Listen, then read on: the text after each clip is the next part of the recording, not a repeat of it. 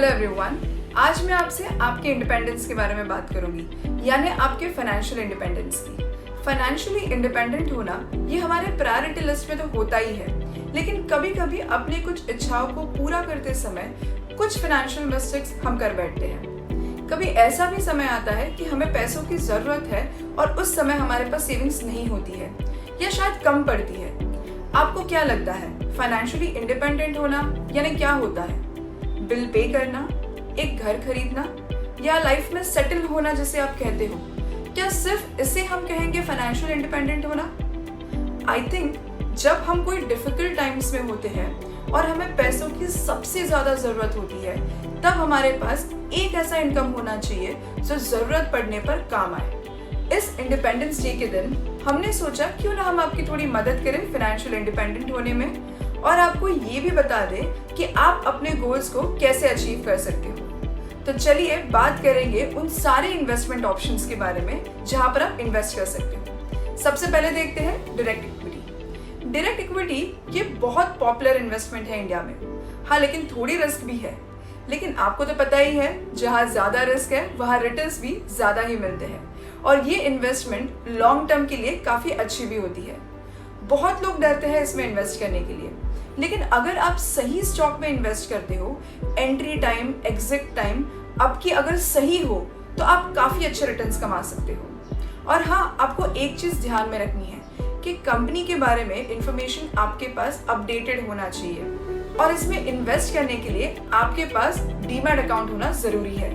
Demat account open करने के लिए लिंक हमने डिस्क्रिप्शन बॉक्स में दे रखी है। तो चलिए देखते हैं दूसरा इन्वेस्टमेंट ऑप्शन यानी म्यूचुअल फंड्स। म्यूचुअल फंड्स भी एक मार्केट लिंक्ड इन्वेस्टमेंट है और सबसे ज्यादा प्रेफर किया जाता है लॉन्ग टर्म के लिए। आपका पैसा अलग अलग फंड्स में इन्वेस्ट होता है, जैसे equity, debt, balance funds etcetera. अच्छी बात यह है कि म्यूचुअल फंड्स में एक्सपर्ट्स होते हैं और वो आपका ये पैसा इन्वेस्ट करते हैं। आपको सिर्फ आपके रिस्क एपेटाइट के हिसाब से डिसाइड करना होगा कि आपको कौन से फंड में इन्वेस्ट करना है। इक्विटी फंड ये सबसे ज्यादा एक्चुअली रिस्कीएस्ट फंड है, तो रिटर्न्स भी लॉन्ग टर्म बेसिस पे बाकी फंड्स के कंपैरिजन में ज्यादा ही है। डेट फंड्स में रिस्क कम होती है क्योंकि इसमें आपका पैसा corporate bonds, government securities, treasury bills etcetera इन सब में इन्वेस्ट होता है। वैसे ही अपने पास और भी मार्केट लिंक प्रोडक्ट्स हैं, जैसे कि नेशनल पेंशन स्कीम जो प्रोफेशनल फंड मैनेजर्स रेगुलेट करते हैं और अलग अलग पोर्टफोलियोज में इन्वेस्ट करते हैं, जैसे corporate debentures, shares, government bonds और बिल्स। गोल्ड ETF है जो कि एक open ended mutual fund scheme है, लेकिन उसके लिए डीमैट अकाउंट जरूरी है। रियल एस्टेट भी एक इन्वेस्टमेंट ऑप्शन है जहां हम हिस्टोरिकल बेसिस पर अगर डेटा देखें तो आप लॉन्ग टर्म के लिए अच्छे रिटर्न्स कमा सकते हो। फिक्स रिटर्न्स की बात करें तो PPF, bank FDs, national saving certificate, senior citizen saving schemes है जहां रिटर्न्स आपको इंटरेस्ट बेसिस पर फिक्स मिलते हैं। यहाँ रिस्क आपको ऑफ कोर्स कम रहती है। तो चलिए एक कंपैरिजन देखते हैं और समझते हैं कि कौन से इन्वेस्टमेंट्स में आप कितने रिटर्न्स अप्रोक्सीमेट कमा सकते हो और उन सारे इन्वेस्टमेंट ऑप्शंस में रिस्क कितनी हो सकती है। सबसे पहले बात करते हैं डायरेक्ट इक्विटी के बारे में। ये एक मार्केट लिंक इन्वेस्टमेंट प्रोडक्ट है।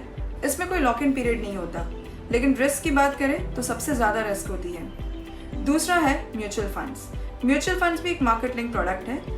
यूजुअली नॉर्मल म्यूचुअल फंड्स में कोई लॉक इन पीरियड नहीं होता, लेकिन अगर आप टैक्स सेविंग स्कीम में इन्वेस्ट करते हो यानी ELSS जैसे फंड्स में, तो लॉक इन पीरियड 3 साल का होता है। क्लोज एंडेड म्यूचुअल फंड्स में भी हमेशा लॉक इन पीरियड होता है। रिस्क की बात करें तो लो से लेके हाई तक की रिस्क है, डिपेंड करता है आप कौन से फंड में इन्वेस्ट करना चाहो। तीसरा है नेशनल पेंशन स्कीम। ये एक मार्केट लिंक प्रोडक्ट है। इसके लॉक इन पीरियड की अगर हम बात करें तो 60 एज के बाद आपका पेंशन स्टार्ट होता है। रिस्क की बात करें तो लो से लेके हाई तक की रिस्क है। गोल्ड ETFs के बारे में बात करें तो ये भी एक मार्केट लिंक इन्वेस्टमेंट प्रोडक्ट है। इसमें कोई लॉक इन पीरियड नहीं होता, आप जब चाहो तो पैसे निकाल सकते हो। रिस्क लो से लेके मीडियम तक की होती है। पब्लिक प्रोविडेंट फंड की बात करें तो करंटली 7.1% का रेट ऑफ इंटरेस्ट है सालाना। लॉक इन पीरियड 15 साल का है। 15 साल के बाद आप इसे विड्रॉ कर सकते हो। रिस्क काफी कम है। बैंक FD की बात करें तो करंटली इंटरेस्ट रेट जो है वो 4 to 6% के बीच में है ईयरली। अब लॉक इन पीरियड की बात करें तो डिपेंड करता है बैंक टू बैंक, लेकिन अगर आप टैक्स सेविंग FD में इन्वेस्ट करते हो तो 5 साल का लॉक इन पीरियड होता है। रिस्क इसमें काफी कम होती है। रियल एस्टेट या प्रॉपर्टी की बात करें तो जैसे मैंने कहा हिस्टोरिकल बेसिस पे 8 to 12% ईयरली बेसिस पे रिटर्न मिलता है। इसमें कोई लॉक इन पीरियड नहीं होता है। रिस्क काफ़ी मॉडरेट होती है। यूनिट लिंक इन्वेस्टमेंट प्लान की बात करें तो डिपेंड करता है इन्वेस्टर्स प्रोफाइल के ऊपर कि वो कितना रिस्क लेना चाहता है। लॉक इन पीरियड 5 साल का है। रिस्क काफ़ी ज़्यादा है क्योंकि ये मार्केट लिंक प्लान है। नेशनल सेविंग सर्टिफिकेट की बात करें तो करंटली 6.8% का ईयरली इंटरेस्ट चल रहा है। 5 साल का लॉक इन पीरियड है। रिस्क काफ़ी कम है। सीनियर सिटीजन सेविंग स्कीम की बात करें सो Q1 फाइनेंशियल ईयर 21-22 के लिए 7.4% पर एनम का इंटरेस्ट है। लॉक इन पीरियड 5 साल का है और रिस्क काफ़ी कम है। ये सारे इन्वेस्टमेंट ऑप्शंस में इन्वेस्ट करते वक्त एक चीज़ बिल्कुल मत भूलना, वो है मेडिकल इमरजेंसी फंड्स, जिसकी वजह से सबसे ज़्यादा फाइनेंशियली इम्पैक्ट होता है। इंश्योर करना कि आपके पास हेल्थ इंश्योरेंस और टर्म इंश्योरेंस प्लान ज़रूर हो ताकि आप आपके फैमिली को फाइनेंशियली सिक्योर कर पाओ। बताई हुई इन्फॉर्मेशन पब्लिक प्लेटफॉर्म से कंपाइल की गई है।